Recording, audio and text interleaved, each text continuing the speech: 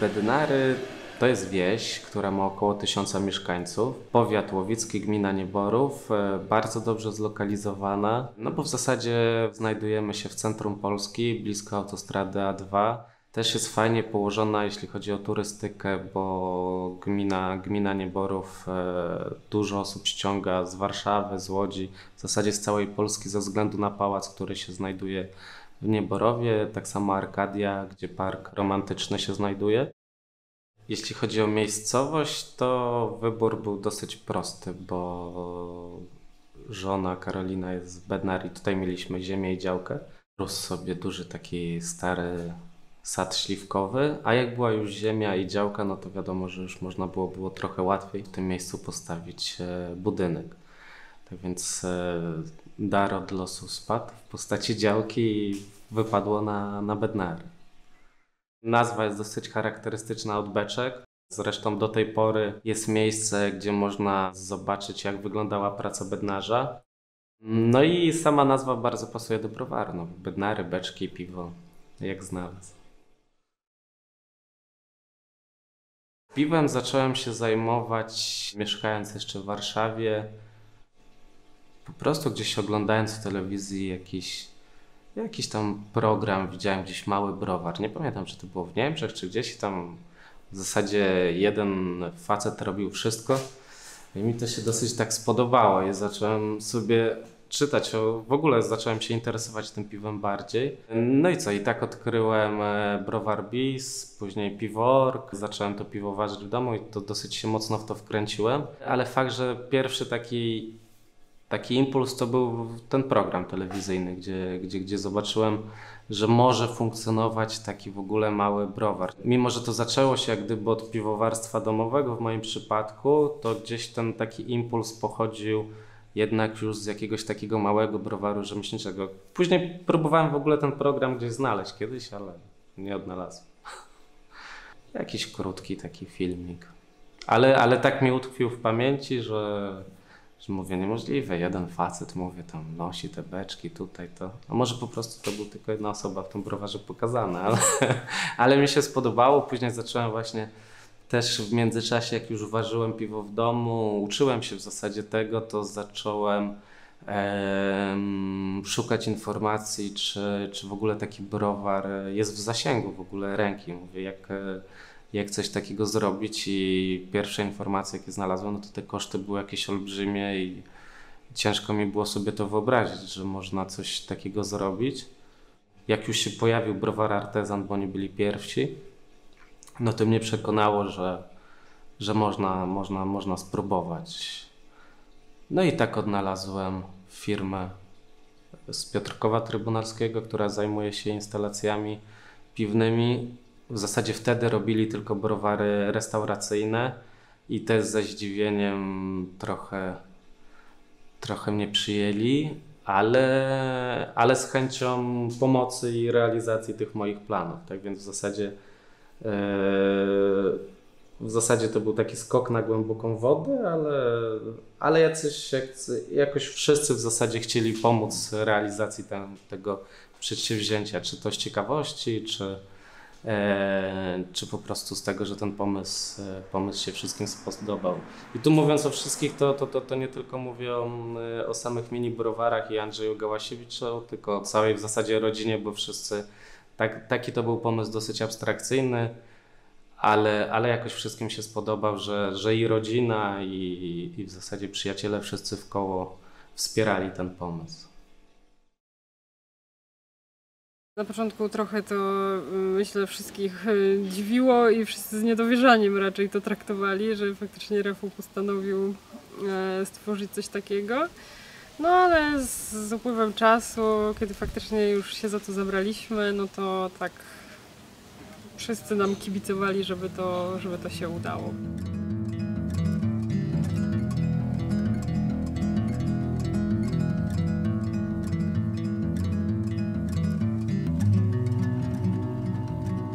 Wcześniej to była bardzo ciężka praca w Warszawie. Byłem doradcą finansowym. Chodziłem w garniturze do pracy, w krawacie. Codziennie były operatywki nudne, jak to trzeba dużo pieniędzy zarabiać, kredyty sprzedawać, fundusze i tym podobne rzeczy. Sama sprzedaż nie była zła i praca z klientem była super, natomiast codzienne chodzenie w takim uniformie i należenie do jakiejś dużej korporacji, no to nie było to, co dawało szczęście na dłuższą metę. Tak więc chciałem się w pewnym momencie już z tego wyrwać, jak już nacieszyłem się z bycia doradcą finansowym, no to stwierdziłem, że jednak spróbujemy z tym browarem. Tym bardziej, że akurat w tym czasie już kończyłem studia, zarządzanie biznesem i sama praca magisterska, no to już ją w zasadzie też oparłem o to, co będę w przyszłości robił, bo sama praca magisterska to była strategia browarów rzemieślniczych w Polsce, gdzie tych browarów w zasadzie jeszcze nie było, ale też promotor, jak mu opowiedziałem o tym, co chcę robić i że chcę ten browar otworzyć, tak więc też jakoś to fajnie poszło. I w momencie w zasadzie obrony pracy magisterskiej to już browar powstał. Tak więc w zasadzie to nie miałem już tam o czym mówić, tylko mówię, że udało się zrealizować ten plan i tak dalej. To więcej było takiej luźnej rozmowy, co dalej, zaciekawienie tam doktora i profesora i tam żadnych szczegółowych pytań o pracę już wtedy nie było, tylko sami wiecie, piwo to jest taki dosyć napój socjalny, jak coś jest związane z browarem, to wszyscy już zbaczają na te tematy i już ta obrona była bardzo, bardzo przyjemna. Wcześniej zajmowałam się zupełnie innymi rzeczami, zgodnymi z wykształceniem. Z wykształcenia jestem historykiem sztuki i też jak gdyby w branży, można powiedzieć, pracowałam. Pracowałam w dużym domu aukcyjnym w Warszawie. I to była bardzo fajna przygoda, do której wracam z sentymentem. No ale no, teraz już po prostu zajmuję się troszkę innymi rzeczami. Jeśli chodzi o piwa w domu, no bo to tak zaczęła się cała przygoda z piwem, to zaczynałem z moim teściem, z Karoliny tatą. Też go w to wkręciłem, no bo on jest dobry z takich technicznych rzeczy, a była potrzebna jakieś chłodzenie szybkie tego piwa, brzeczki. Tak więc taką chłodnicę stworzył, co chłodziła właściwie brzeczkę, wpuszczając wodę w przeciwnym biegu. To jest przeciwprądna, chyba tak to się nazywa, już nie pamiętam nawet. A jest do tej pory, gdzieś jest, leży w piwnicy albo na strychu. No i pierwsze piwo to był właśnie Pils, niestety. I on był taki sobie średni. Później drugie piwo to już było American Pale Ale i ono było super. Było super wtedy, tak mi się wydawało. No, pięknie pachniało i w ogóle. Nie wiem jak teraz, no to wiadomo, jak się wspomina, to wszystko się wydaje większe, lepsze i smaczniejsze, ale wtedy na tamte czasy było super no i wszyscy mówią, kurczę, takiego, no, nie piliśmy takiego piwa, no ale pokrywało się z tym, co chłopacy na Piworkę pisali, na Browar Bis, tak więc faktycznie się okazało, że te piwa mogą tak smakować i że to nie jest jakiś wymysł tam z internetu. Nie ma tego odpowiednika w sklepach. No i tak w zasadzie poszło już w tą stronę bardziej tego piwowarstwa amerykańskiego. Jakoś tak od klasyki to tylko był ten pierwszy Pils i jakoś mnie wcale w tym kierunku nie ciągnęło poza ciemnymi piwami, bo chyba już kolejnym piwem gdzieś tam w tej całej takiej początkowej kolekcji to zaraz był jakiś stout i to pewnie było 16,5 Plato, jakiś Foreign Extra Stout i później faktycznie też to piwo udało się tą samą recepturę już otworzyć w browarze. A pierwsze piwo w browarze to było klasyczne American Pale Ale. Była premiera, pamiętam wtedy w kuflach i kapslach w 2014 roku. Teraz z perspektywy tam 7-8 lat, no to nie powalało to piwo. No szczerze powiem, że nie powalało, później dużo lepsze uważyliśmy i teraz też robimy dużo lepsze te piwa. No ale to jakoś poszło. Otworzyliśmy browar w 2014 roku, ale najpierw trwała budowa w 2013 i w zasadzie obiekt już taki gotowy do użytku to było koniec 2013 i to było jakoś tuż przed samym Sylwestrem cały odbiór dostaliśmy. No i w zasadzie już by można wtedy funkcjonować, ale wiadomo, Sylwester, Nowy Rok i później już na początku stycznia albo lutego uważyliśmy pierwsze piwo. Jeszcze wtedy Mirek Gałka z mini browarów wtedy pomagał przy rozruchu. Bardzo doświadczony piwowar. Pamiętam, że pierwsze ważenie właśnie dosyć długo się przeciągnęło, ale to tak zawsze. Miałem okazję też z Mirkiem wcześniej być na innych rozruchach browarów. To wiedziałem mniej więcej jak to wygląda i to też był ten jeden z elementów przygotowań do uruchomienia własnego browaru. Sam czas budowy, no to około z rok czasu, prawie cały rok się zeszło. Najpierw wracając do samego początku, to był po prostu duży kawałek ziemi, gdzie tylko rósł stary sad śliwkowy. Jak już ze swoim pomysłem przyszedłem i zacząłem wycinać śliwki, to jeszcze nie dowierzali w to tutaj rodzina, rodzice i teściowie, ale kibicowali, no zobaczyli, że tak się zawziąłem na te śliwki, je tam piłowałem ostro. No od rana do wieczora, jeszcze mieszkałem wtedy w Warszawie, to każdy dzień przyjeżdżałem i wycinałem to wszystko. Też mi przy tym pomagali.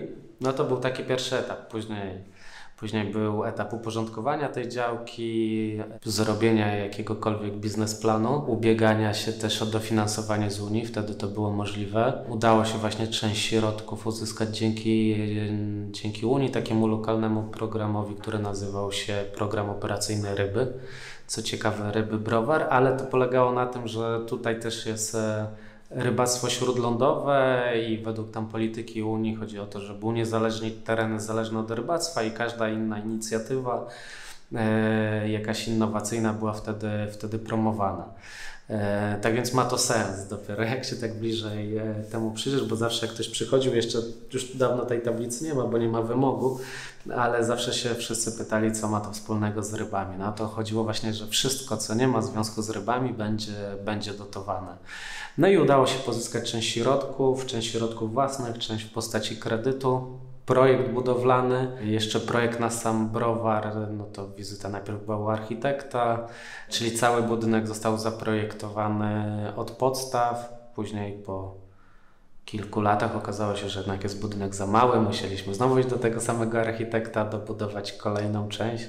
Się śmieję, że to tak pączkuje ten browar jak drożdże. W pierwszym etapie mieliśmy w ogóle tylko 4 zbiorniki po 1000 litrów, 4 tankofermentory po 1000 litrów.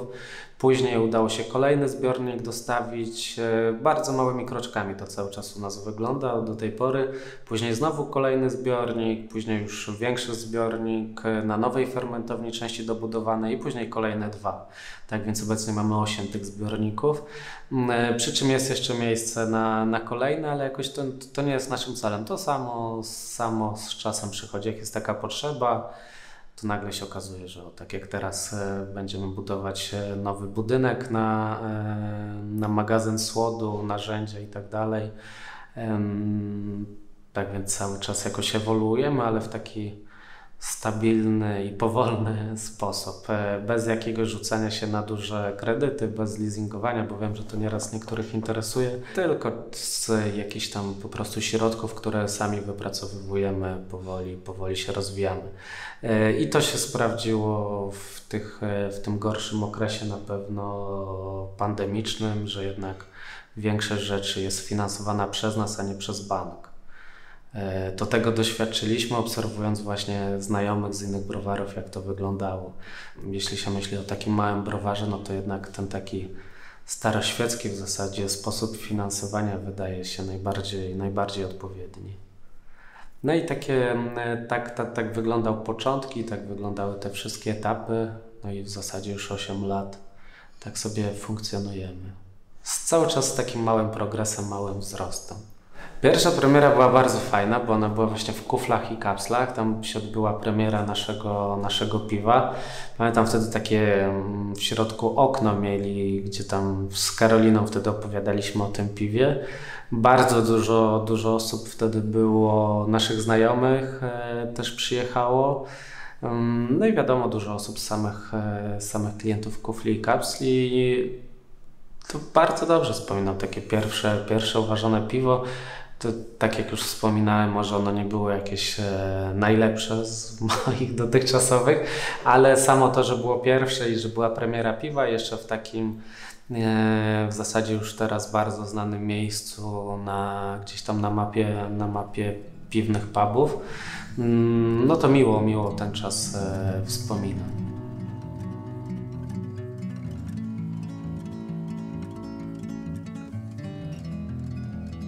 Poza tym, że jestem właścicielem browaru, to jestem też głównym piwowarem, ale też jest piwowar Adrian, który często waży piwa i w zasadzie teraz cały czas waży. Natomiast moja rola cały czas polega na czuwaniu nad całym procesem. Od samej receptury, tworzenia receptury, poprzez dobór temperatur fermentacji, wyboru wszystkich surowców. No i jak wprowadzamy zupełnie nowe piwo, no to też wtedy już uczestniczę przy całym procesie ważenia. Na samym początku byłem w ogóle tylko, tak jak w tym filmiku, co sobie tam gdzieś miałem w pamięci, byłem jedyną tutaj osobą. Sam wszystko musiałem robić, no ale powoli udało się to jakoś rozwinąć i jest więcej osób, ale na początku faktycznie od samego ważenia po rozlew, dostawy to robiła to u nas tylko jedna osoba. Ale teraz już jest więcej, ale no to ta rola moja teraz no to jest rola właśnie głównego piwowara, a w weekendy zamieniam się w kucharza. Mamy tutaj pub właśnie przy browarze, taka ala restauracja weekendowa. No i ale to większość piwowarów lubi też gotować. To wiem z obserwacji, z rozmów z innymi kolegami, a u nas to jakoś naturalnie poszło, że jest miejsce na to i można się też realizować weekendami, chociaż nie ukrywam, że jest to ciężkie, bo od poniedziałku do piątku jest się piwowarem i osobą odpowiedzialną za proces produkcji, a w sobotę i w niedzielę jest się szefem kuchni. Jaka jest moja rola w browarze? No tutaj można byłoby dużo opowiadać, ale głównie do moich zadań należy tak zwany dział sprzedaży, czyli po prostu zajmuję się zbieraniem zamówień, organizacją dostaw. Drugi taki dział to jest jakby dział zakupów, czyli wszystko to, co potrzebne jest do produkcji, do ważenia piwa, wszystkie surowce. Zajmuję się też oczywiście szeroko pojętą papierologią, czyli taka wstępna obróbka księgowa, dokumenty związane z urzędem celnym. No i wiadomo, że robię rzeczy, które trzeba po prostu zrobić, tak? Których nikt inny nie wykona.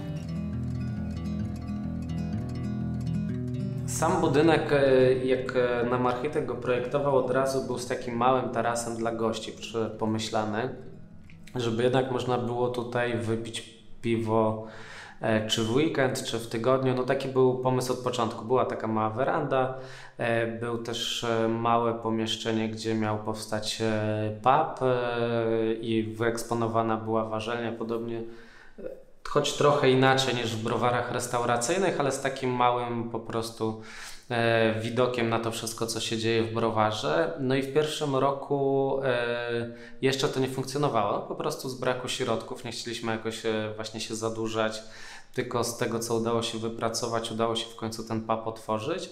I to był pomysł od początku, żeby jednak gdzieś tam blisko to piwo sprzedawać, chociaż zawsze też chcieliśmy, żeby to piwo docierało i dalej. Ta piwna rewolucja się w zasadzie na początku rozwijała i wtedy droższe piwa, bo tak to było postrzegane, no to sprzedawały się tylko w dużych miastach. To była Warszawa, Łódź, Poznań, Kraków. Przecież wysyłaliśmy piwo do Krakowa, co teraz z dzisiejszej perspektywy wydaje mi się w ogóle jakieś absurdalne. No ale jak ktoś będzie chciał, to wyślemy mimo wszystko, ale wtedy no, tam wszyscy potrzebowali tego piwa. Zawsze było za mało w tych dużych miastach, a tutaj w okolicy raczej wszyscy przecierali oczy jeszcze ze zdumienia ze względu na cenę, ale powoli się przekonali wszyscy do tego no i teraz obecnie no to 80% sprzedaży to jest wokół komina. Na początku faktycznie większość naszej produkcji to była jednak, jak to my mówimy, zagranica, tak? Czyli większe miasta. No, zaczęliśmy od Warszawy, zaczęliśmy od Łodzi, potem jeszcze Poznań tak dosyć mocno. No, staraliśmy się te piwa wysyłać wszędzie. No wiadomo, że to były trochę inne czasy, bo to było 8 lat temu, tak? Więc tych browarów było dużo mniej. No i zainteresowanie tym piwem też było inne w lokalach, w pubach. Wiadomo, że jak się pojawiał jakiś nowy browar, no to raczej każdy chciał mieć te piwa. No a potem z biegiem lat to się trochę zmieniało. Zaczęło się tutaj u nas coraz więcej osób pojawiać. No i my się też trochę tutaj rozwinęliśmy bardziej, bo mamy dużo więcej miejsc. No wiadomo, że my głównie jednak na dworzu mamy, tak? No ale też trochę rozwinęliśmy kuchnię. Także w weekendy działamy dosyć mocno, tak już też kulinarnie. No i tak to wyszło.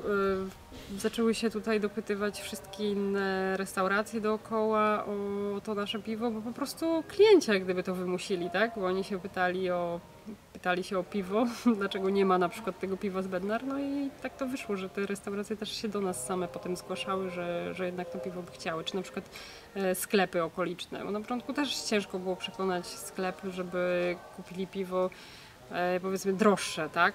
Wszyscy się tego bali, jednak tych cen. A teraz już tego nie ma. Teraz już jest łatwiej. Z wieloma klientami się mocno zaprzyjaźniliśmy. Niektórzy są tacy, którzy od samego początku przychodzą. Niektórzy przyjeżdżają z dalszych okolic, no bo przyjeżdża też Warszawa, przyjeżdża Łódź do nas. No ale jest Łowic, Skierniewice, Sochaczew i to chyba najczęściej klienci właśnie z tych miejscowości. No i tutaj lokalne wioski, no to wokół Łowicza, tak jak Mysłaków, Nieborów. I co fajne, mamy już przez nas już określaną jako młodzież klientelę tutaj z okolicy, co bardzo cieszy i oni się utożsamiają z tym miejscem, mówią właśnie o nim jako o swoim browarze. Właśnie jak z nimi rozmawiamy, to oni właśnie mówią nasz browar i to bardzo cieszy. Wtedy faktycznie taka duma się pojawia w człowieku. Motyw łowicki, on jakoś tak mocno eksploatowany aż nie jest, ale pierwszym piwem było piwo łowickie. Ze względu na to, że to jest księstwo łowickie i Bednary należały do tego księstwa łowickiego, no to naturalnie wymyśliliśmy, browar też miał dosyć prostą nazwę, bo browar Bednary od miejscowości, tak więc naturalnie poszliśmy też w to piwo łowickie. Tu lokalnie gdzieś to piwo łowickie stało się marką samą w sobie i zaczęliśmy różne style pod tą nazwą sprzedawać, tak żeby konsumenci tutaj regionalni mogli się przekonać, bo jest i zwykła APA, jest OPA, jest też piwo pszeniczne, jest też Foreign Extra Stout, tak więc jest kilka tych rodzajów piwa. No i wydawało nam się, że dzięki tej takiej prostej nazwie regionalnej te style piwa uda się gdzieś tam zaszczepić w podniebieniach tych tutaj lokalnych konsumentów. No i to się w zasadzie udało, chociaż równie topowym piwem tutaj w okolicy jest piwo Gonzo, gdzie coś w ogóle jest to nazwa oderwana tutaj od lokalnych, w ogóle od jakichś tradycji, bo ona nawiązuje do Huntera Thompsona, czyli w ogóle popkultura amerykańska, ale ze względu na smak i taki dosyć prosty styl, bo to jest American Wheat, bardzo się przyjęło. Jak tylko nie mamy Gonzo, to wszyscy na nas krzyczą tutaj, że kiedy będzie Gonzo. I mamy stałych właśnie stąd klientów, którzy w zasadzie kartonami to Gonzo wynoszą i to cieszy, bo to takie fajne piwo, które na równi tutaj regionalnie z Łowickim się sprzedaje. Natomiast teraz już dożyliśmy takich czasów, gdzie ci nasi klienci lokalni, oni już są zainteresowani każdą nowością, każdym innym stylem piwa. Jak tylko damy informacje na Facebooku, to w zasadzie już w kolejny weekend pytają się o te piwa, tak więc uważnie śledzą. No i nas dzięki temu też jakoś tak motywują do tej pracy, wspierają, tak więc my jesteśmy jakby tutaj lokalną taką soczewką, która pokazuje, co w tym świecie piwnym, kraftowym się dzieje. W zasadzie piwo ostrygowe, czemu uważałem, to ja w sumie nie wiem, czemu uważałem. Musiałem gdzieś przeczytać po prostu, że tam w Irlandii ważyli te piwa ostrygowe. To jeszcze był taki czas, że nikt tam jakoś nie chciał z dodatkami wyskakiwać tak, żeby być tylko pierwszym, bo to jeszcze przecież były dosyć takie początki. To zaraz było po Foreign Extra Stoucie, którego uważaliśmy i tam później się okazało, że w zasadzie to był pierwszy Foreign Extra Stout, co w ogóle do tego żadnej uwagi nie przykładałem i później wpadłem na pomysł na tej o-steroidy, ale to raczej wynikało z tego, że gdzieś przeczytałem o piwie ostrygowym. Może to było w Stanach, a później jak zacząłem czytać, no to dokopałem się do tej historii, że jednak jest to styl historyczny i to na tyle mnie zaciekawiło, że uważyłem to piwo, bo go wcześniej w domu nie ważyłem. To w ogóle pierwsze piwo z ostrygami było tutaj uważane w browarze. No i ono nam się spodobało. Ono faktycznie daje fajne efekty ostrygi. Trochę dopracowaliśmy na pewno tą recepturę z czasem, ale zawsze jest ono trochę nieco inne, trochę bardziej gładki ten stout. No i później już robiliśmy risy, portery, nawet jasne piwo z ostrygami, ale to bardziej było eksperymentalne. Tego piwa raczej nie będziemy powtarzać w ciemnych, tylko w ciemnych te ostrygi się sprawdzają. No i będziemy na pewno to kontynuować. Klienci się często pytają o piwo ostrygowe. I oczywiście są tacy, którym nie smakuje, wiadomo, ale są tacy, którym smakuje i trzeba to piwo ważyć. Teraz niedawno też kolejną warkę uważyliśmy. Było ostrygowe z chili, było samo ostrygowe, najróżniejsze tam warianty tego piwa. No ale będziemy to kontynuować, bo wiem, że niektóre browary też ważyły z ostrygami, ale nie ma jakiejś takiej ciągłości w tym, po prostu potraktowały to bardziej eksperymentalnie. To wydaje mi się, że przynajmniej jeden browar w Polsce powinien to kontynuować.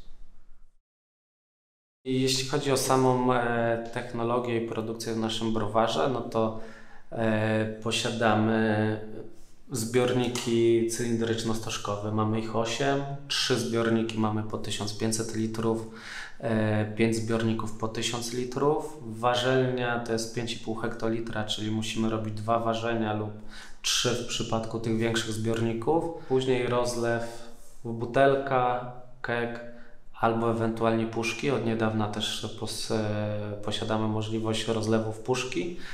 Też część piwa beczkujemy w drewniane beczki po jakichś alkoholach. Teraz jeszcze jest mało, w zasadzie tylko jedna beczka, ale na zimę będziemy starali się mocno zabeczkować i od kilku do kilkunastu nawet myślimy tych beczek, żeby sobie spokojnie leżakowały przez zimę.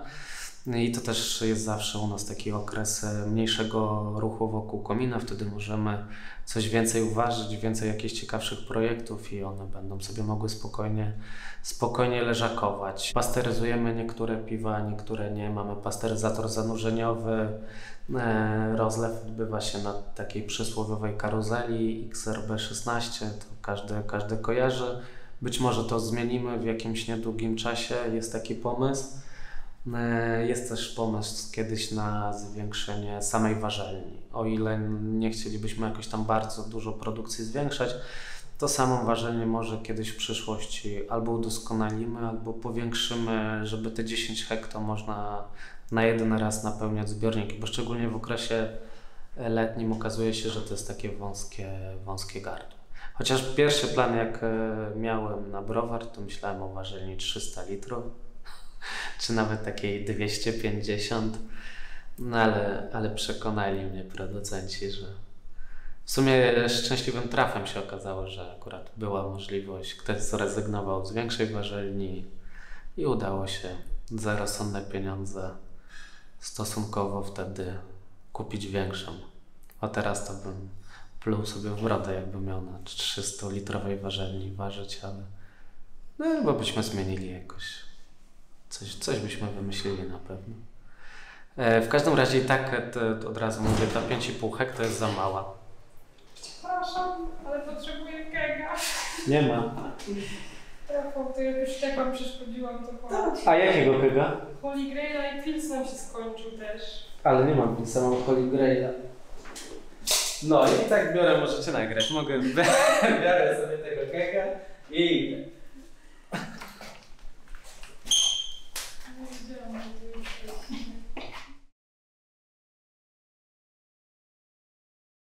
Nasze plany, takie dalsze, jakbyśmy chcieli się rozwijać w najbliższym czasie, to na pewno byśmy chcieli utrzymać tą naszą lokalność, ale też, żeby trochę było naszego piwa pojawiało się tak jak na samym początku gdzieś w jakichś miastach, chociaż w kilku lokalach, ale żeby to zrobić, musimy bardziej skupić się na zwiększeniu właśnie mocy produkcyjnych latem, bo wtedy jest problem, że my w zasadzie z żadną ofertą nie wychodzimy do multitapów przez okres letni, bo nie mamy piwa. Tylko samo takie zwiększenie produkcji przez dostawienie tanków tego nie rozwiązuje, bo później w okresie zimowym jest nieco inaczej, ale to musimy od strony logistycznej na pewno to ogarnąć i to będzie się wiązało gdzieś ze zwiększeniem przestrzeni magazynowej, która będzie odpowiednio chłodzona i to na pewno będziemy musieli wykonać w pierwszej kolejności. Myślimy też o oddzielnym zupełnie budynku na beczki drewniane, gdzieś na piwa leżakowane, o których by można sobie zapomnieć nawet na dłuższy okres czasu. A mamy tutaj sporo terenu, tak więc jest to możliwe. No i takim celem jest, żeby na pewno gdzieś ulepszyć samą technologię. Jakieś zupełnie małe rzeczy, począwszy od jakiejś wentylacji, filtrów, dezynfekcji powietrza. No to już taka jest dubanina, ale chcielibyśmy tak kiedyś do takiej perfekcji dojść, żeby można było się tak zupełnie sterylnie zamknąć w 4 ścianach. Jeszcze nie wiem do końca, jak to będzie wyglądało, ale gdzieś tam w głowie jest taki pomysł.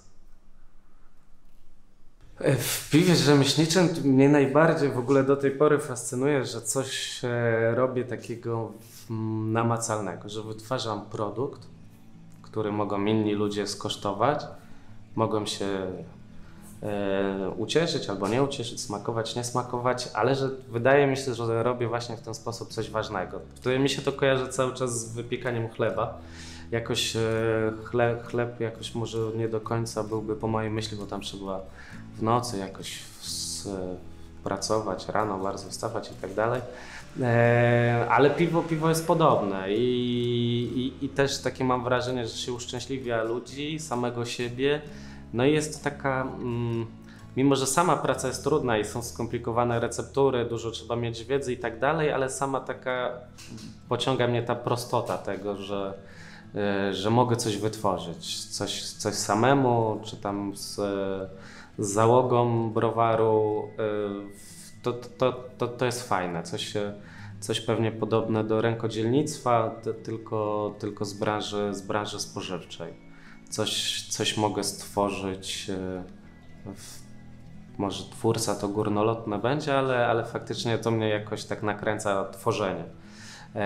Później w tym całym piwowarstwie jest jeszcze tworzenie etykiety, mamy fajną graficzkę i tak dalej, ale cały pomysł w naszym przypadku, gdzieś tam jeszcze nazwa powstaje, historia tego piwa, to cały ten proces kreacji wokół no w zasadzie produktu, ale dla mnie to jest jakoś coś więcej niż tylko produkt, bo tam faktycznie kawał serducha się wkłada.